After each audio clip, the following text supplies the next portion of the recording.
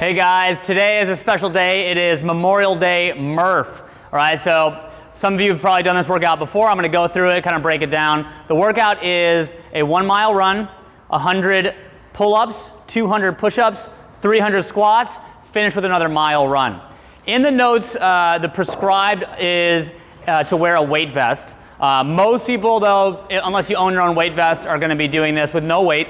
And then there's two main ways to approach this. In the notes it says partition as needed. So in theory you don't have to do all 100 pull-ups into all 100 or 200 push-ups and 300 squats. You can break it up however you'd like. The most common version was called Cindy style, which means 20 rounds of 5 pull-ups, 10 push-ups, 15 squats. This generally allows for a little bit of transition time and maintain intensity to move through all these movements.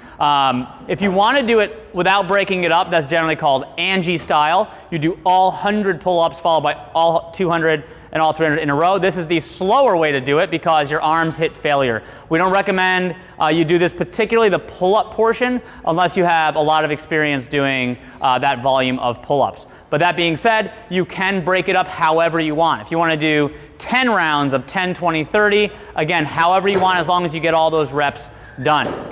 Newer athletes, if the reps are a lot, feel free to scale the reps down as well, maybe half the reps. But this is up to you. Remember, these hero workouts, particularly MURPH, is about working through very challenging workout and challenging yourself, the mental component, physical component, and thinking about those people that are in our armed services that lost their lives. So it's up to you how you want to approach this. I'm going to talk a little bit about how to approach the movements. So pull up, a lot of variations. Again, a lot of reps, so choose something you feel comfortable with. Most people will be doing a typical kipping pull up, but you can find a set of rings and do ring rows if you want. Okay, this is one easy variation for the newer athletes. Okay, you can use a band or you can do jumping pull-ups is another way to do it. But I want to spend a little bit more time talking about push-ups. So push-ups in CrossFit are notoriously hard to keep good standards because we don't use our hips. It's one of the few movements, right? We don't do a lot of strict pull-ups in workouts because it's low intensity. So push-ups get hard really quick, and I want to talk about the standard. The idea is that from your shoulder all the way down to your ankle should maintain that nice straight line. You should touch your chest at the bottom. Everything moving together, so there shouldn't be any sagging hips. You definitely shouldn't lead with the head, okay? We want to have shoulder all the way down to ankle moving together every single rep. It's very common with 200 push-ups to do, even if you break it up into sets of 10, that you might have to be doing single reps. It would look something like this. Tight plank position, 1 rep, boom, put your knee down, rest, and working through something like that. But really be hard on yourself. Don't do short push-ups just because there's a lot, right? Be hard on yourself. Good rests, good standards.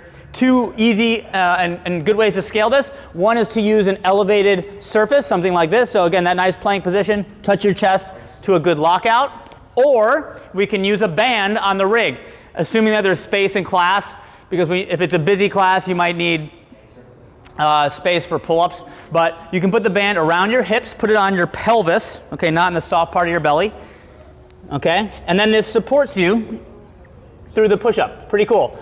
So depending on the size of the band or how high the bar is, will give you a different amount of support. Last thing is the squats. A lot of squats.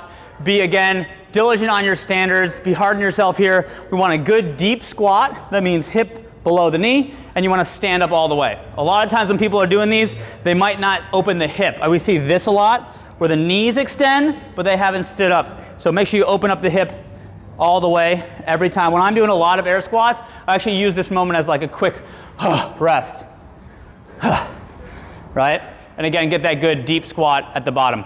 That's it for the workout, guys. Have fun with it. Make sure you write down what you did, because this is one of those workouts we always repeat year after year. See you tomorrow.